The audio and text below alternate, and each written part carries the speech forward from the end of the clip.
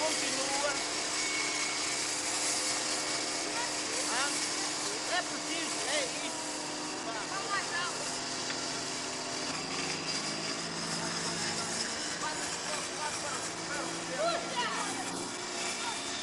Ele passa a vida entre Aveiro e o Porto, mais propriamente entre várias escolas secundárias daquelas duas cidades. Ele é professor de trabalhos manuais. Chama-se António Taveira. Nasceu e viveu grande parte da sua vida na que é hoje capital da República da Guiné-Bissau.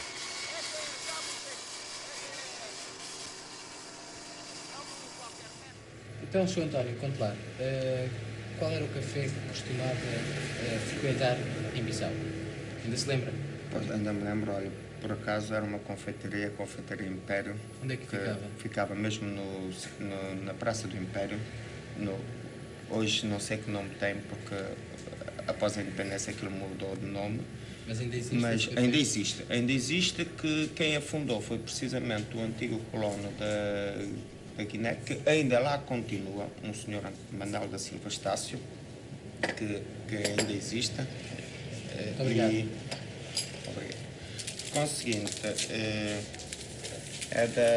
portanto, ainda existe, portanto, frequentei durante uns anos. Com que idade? Desde miúdo, desde que eu me lembro, porque noto o seguinte, eu nasci na Guiné, fui lá criado, fiz lá o liceu e só depois é que vim para cá. Com que idade é que veio para cá? Portanto, vim com 20, já com 20 anos depois vim para cá estudar em engenharia. Atualmente ainda estive a trabalhar numas empresas do ramo. Nunca mais voltou à Guiné? Nunca mais voltei.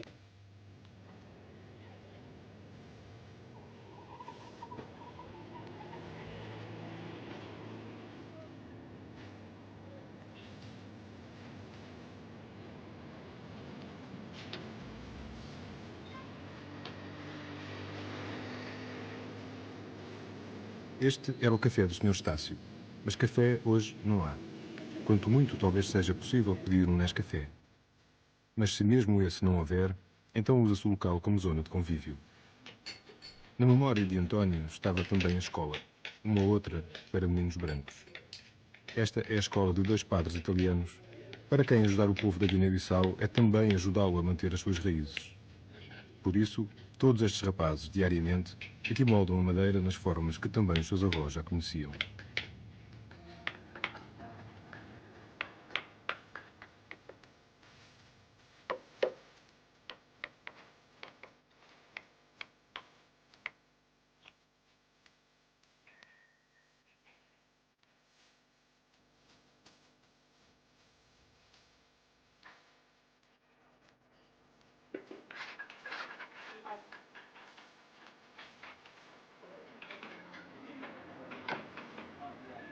Encontro cá indivíduos nativos da Guiné que andam cá a estudar com bolsa de estudo. E tem graça que, inclusivamente, eu falo-lhes em determinadas pessoas e eles próprios dizem que essas tais da Guiné ainda se lembram de mim. Portanto, o meu Devia ter feito grandes patuscadas com eles. Nota que eu, se formos a analisar todo o indivíduo que nasceu e foi criado na Guiné, como foi o meu caso, um deles, o do meu irmão também, até a altura que veio para cá, já faleceu há 4 anos. Portanto, não havia racismo entre nós. Portanto, nós praticamente, entre brancos, pretos, mulatos, não havia aquela distinção. Poderia eventualmente haver, era mais o racismo que se falava cá no continente do que o que era lá executado. As estatísticas, os relatórios e os comunicados de várias organizações internacionais contradizem António Taveira, apesar da população guineense ter sido a que menos sentiu a influência direta da presença colonial portuguesa, pelo menos até ao início da luta armada. Então acha que é guineense? Eu não deixo de o ser. Percebe? Se na Guiné continuassem se me dessem umas condições razoáveis de viver. Eu não abandonava isto. Aliás, eu não abandonava aquilo. Já agora, deixe-me só Queria fazer dizer, uma perguntinha ao mas- seu pai. Sr. Abílio, foi para a Guiné em 1929, foi como 29. disse, não foi? Em março de 29, sim. Como é que era Bissau na altura? Bissau era. Bom, enfim, tinha o título de cidade, mas era uma vila. Quer dizer, mas pelo tamanho da dimensão, não, era uma vilazita, mas é claro, mas tinha o título de cidade. Hoje é muitíssimo maior. Hoje tem uma população de cerca de 100 mil habitantes, quando naquele tempo não tinha mais que alguns 8 ou 10 mil. Quando é que veio para cá definitivamente? Eu vim em 1960, mas depois disso já lá fui 3 vezes. Também tem saudades da Guiné? Tenho muitas saudades porque eu era muito estimado lá, era muito estimado, porque eu, é claro, nunca fiz mal a ninguém. Mas para os guerrilheiros, não era a presença do pai Taveira que incomodava. O problema era a presença da bandeira portuguesa nos locais onde se deveria encontrar de um outro país, aquele mesmo por quem eles lutavam, a futura República da Guiné-Bissau. Amílcar Cabral, depois de ter feito vários apelos ao governo português, que ficaram sem resposta, decidiu, com os outros dirigentes do PAIGC, levar por diante a insurreição armada. Em 1963, começam os primeiros confrontos.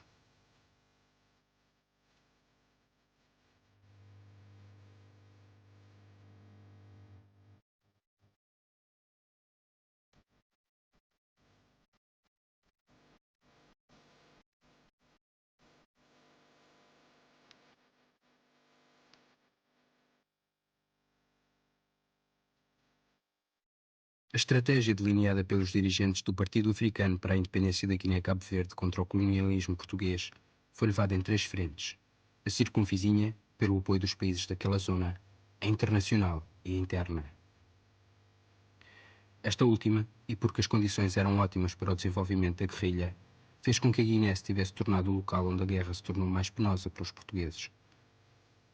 No primeiro semestre de 1974, a situação militar era bastante grave, não só pelo abatimento das tropas portuguesas, cerca de 40 mil homens, como pelo reconhecimento da inferioridade dos meios materiais postos à disposição do exército português.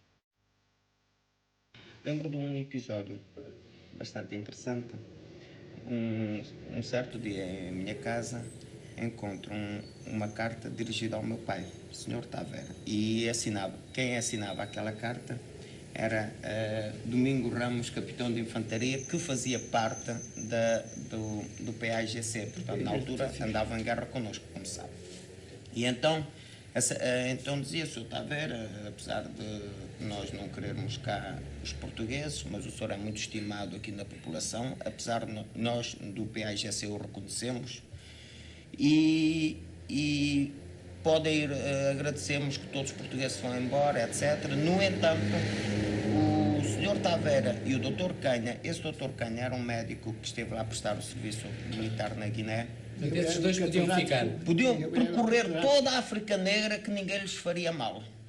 A 26 de abril de 1974, ouviram-se pela última vez na Guiné-Bissau os sons do diálogo de morte entre a G3 e as ACAS. A 10 de setembro desse mesmo ano, Portugal reconhecia a nova República. Olha, eu não pedia mais nada. Se ela voltasse aos tempos em que eu a deixei, aquilo era futuro. Porque aquilo realmente tem poderes para se aguentar por ela sozinha.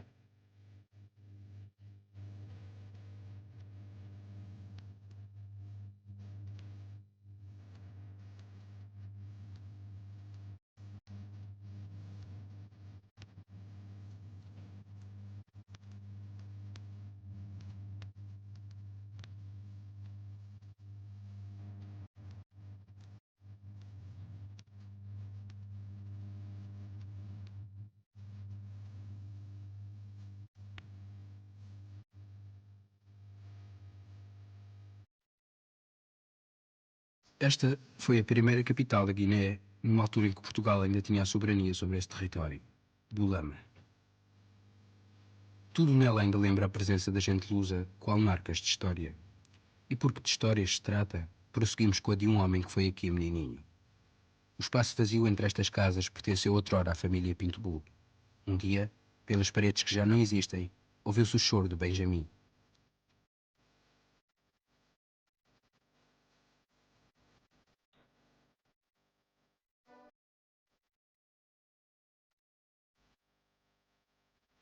Depois foi a escola, as brincadeiras e os amigos.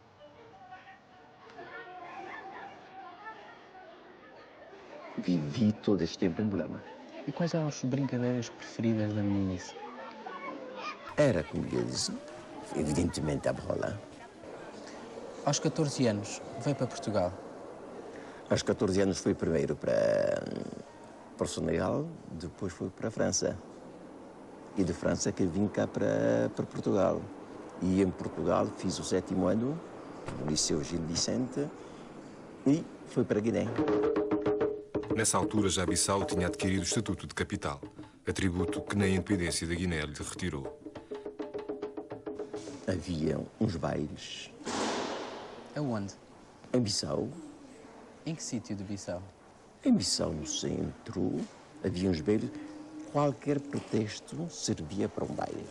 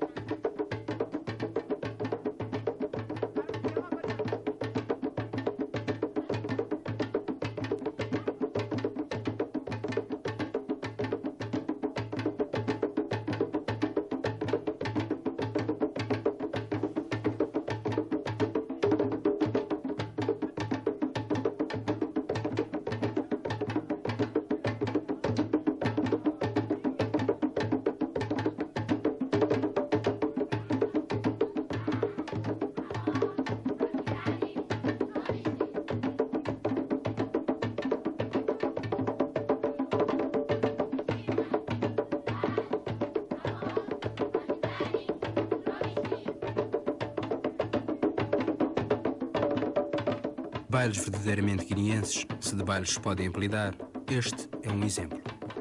São tradições que as diversas tribos, balantas, manjacas, fulas, mandingas, mantiveram, apesar da presença colonial portuguesa.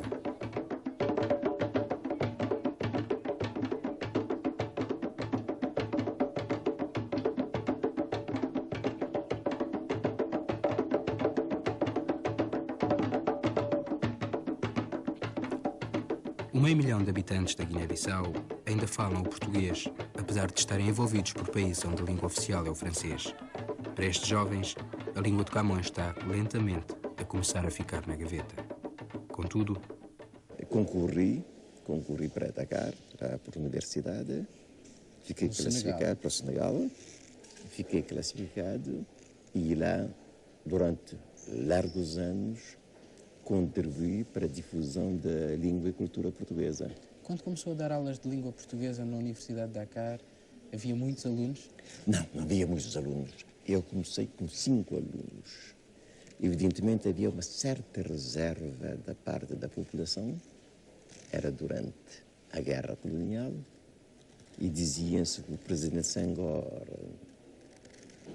ia criar uma cadeira de uma língua de um colonialista, referiam-se a Salazar, evidentemente, e o presidente Senghor quis mostrar a diferença que havia entre a política de um regime e a riqueza de uma língua e de uma cultura, que é a língua e cultura portuguesa.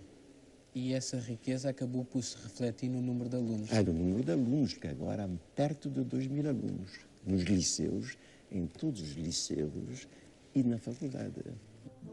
Senghor, antigo presidente do Senegal, era um líder diferente. A africanidade corria-lhe nas veias, mas a cultura europeia nunca foi estranha ao político poeta senegalês. Também Benjamin Pinto-Bull, para quem as manhãs são passadas em pesquisas na Biblioteca Nacional, encontra na cultura portuguesa o saber que lhe dá o estatuto de regente de cátedra. Contudo, também ele não esquece a sua origem. Ele tem presente as imagens, os provérbios, a filosofia que fazem dele um guineense na capital portuguesa. Em crioulo disse grande em pé estava a chamar Lundu de que menino seguido. Quer dizer, Vai ter que me dizer o que é que quer isso dizer, significa. com uma pessoa de idade, quer dizer, uma pessoa que tem uma experiência, de cócoras, vê muito mais longe do que uma criança que está de pé. Na Guiné, esses provérbios não têm que ser publicados. Circulam de boca em boca pelas gerações. Eles são a base de um saber universal expresso no colorido crioulo. Sr. Professor, o que é que gostaria que eu levasse para a Guiné em seu nome? Uma mensagem de paz, de amizade, e que tudo corra bem. Que de longe continuo a trabalhar para o meu país.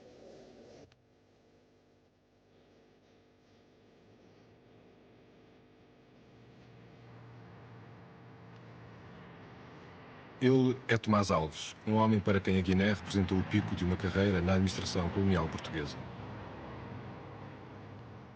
O acaso fez com que por lá tivesse nascido e o acaso também fez com que para lá tivesse voltado.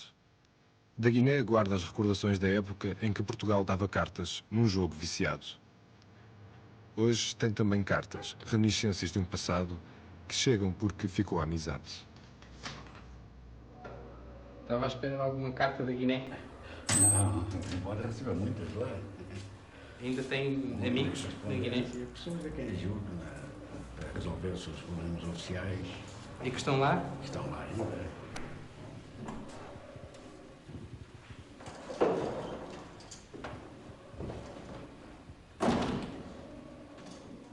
Vamos então ver este álbum de fotografias, não Pois, foi? com certeza, com certeza. Várias fotografias. Esta foi do seu casamento? Exatamente, exatamente. Há 49 anos, Em Bissau. em Bissau. Tem muitas memórias de Bissau. Depois fiz toda a minha carreira em Bissau, na Guiné, aliás.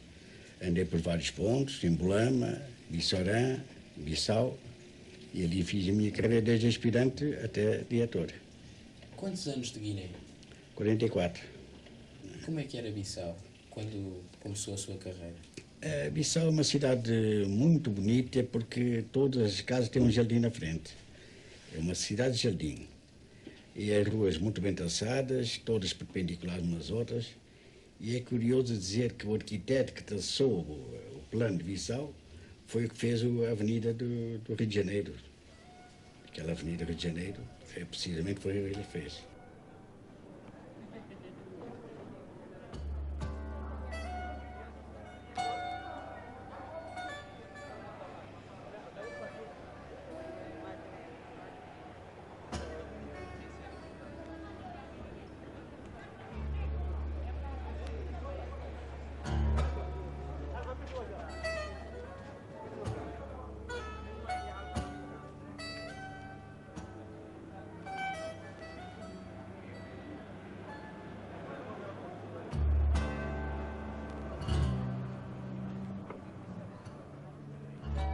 Qual era o local de Bissau que mais gostava de frequentar? Depois eu levei praticamente uma vida de trabalho. Sábados, domingos, depois aqui em Bissau tem poucas distrações, apenas a vez de futebol. Fui presidente do Sport Bissau e Benfica. Ainda existe o Sport Bissau e Benfica? Ainda existe, ainda existe.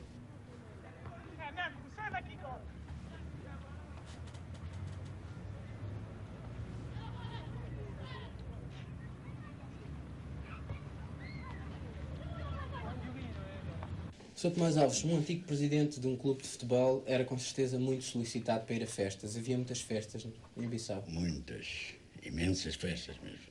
Havia alguma assim em especial, que fosse todos os anos? A passagem do ano. Que era onde? Pronto. O clube mais recreativo nesse campo era a UDIB, União Desportiva Internacional de Bissau. Onde é que era? É na avenida principal que liga o Porto ao Palácio do Governo, ao Palácio do Império. Foi numa dessas festas que acabou por conhecer... Em Bolama. Ah, foi em Bolama? Em Bolama. Como é que foi esse conhecimento? Ou num baile num clube desportivo de Bolama. Foi muito formal? Sim, até certo ponto. Como é que foi a declaração, já agora? Posso saber? Dançamos e lá começamos. E assim começou a conversa. Foi. E depois, casaram quanto tempo depois? 4 anos, talvez. Sim. 4 anos depois. E depois, quando é que nasceu a primeira filha? Ao fim de 5 Primeiro anos. filho. Primeiro Primeiro filho. que morreu lá no parto. Depois veio uma segunda filha, bem, esta garota, E depois outra filha, esta. a Teresa, que é guineense. Exato, com muita honra. Com muita honra. E já foi à Guiné. Há quanto tempo é que não vai à Guiné, quero eu dizer? Praticamente há 17 anos. E também tem recordações da Guiné?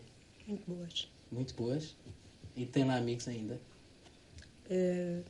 Poucos. Quanto tempo é que lá esteve? 13 anos. Andou no liceu, enfim, na escola? Sim. Fiz até ao 3º ano. E quais são as memórias desses 13 anos? De uma infância feliz, como acho que hoje qualquer criança não se gaba de ter. E como é que era? Mais livre, mais à vontade. É por isso é que tem muita honra? Ser guineense? Sim. Não. Ser de um país diferente, mais exótico. Sei lá, diferente de Portugal. E não gostava de viver na Guiné hoje? Talvez sim, talvez não. Tudo dependia das condições para que eu lá fosse. Como é que vê a Guiné hoje? De uma maneira triste. Como é que gostava de ver a Guiné hoje? Sei lá, mais rica, com outras perspectivas de futuro que não tem. Sr. Tomás Alves, vou-lhe só fazer também mais uma pergunta. Como é que gostava de ver a Guiné hoje? Se lá pudesse ir. Com uma evolução a partir do tempo em que saí de lá. De forma progressiva, mas sempre a retrotrair ao tempo que de lá saí. Independente? Bem, é que todos os povos têm direito a uma independência, não é? Mas não têm condições, porque a economia é pequena, é basicamente na agricultura. A agricultura praticamente é uma monocultura, porque só tem o arroz e o amendoim, pouco mais tem. O solo é pobre, não tem subsolo rico, de maneira que isto trazia-me para mim problemas tremendos em termos orçamentais. Um orçamento pequenino, dependente mais da alfândega que propriamente de outros Foi por isso que veio recursos. para Portugal? Não foi por isso que vim a Portugal. Vim de férias, estive a trabalhar no Ministério do Ultramar e, entretanto, aposentei. E ficou por cá? Fiquei por cá. Hoje, as regras de jogo passaram a ser outras. O que ficou não chega para mudar a realidade atual. Faltam infraestruturas, mão de obra especializada, fatores de produção e, acima de tudo, uma política estável. A Guiné é um dos países menos desenvolvidos e com grande dependência do exterior. Tudo isto é uma realidade longe, muito longe do bairro Lisboeta onde mora o Sr. Tomás Alves, porque a realidade dele é de uma Guiné feita recordação.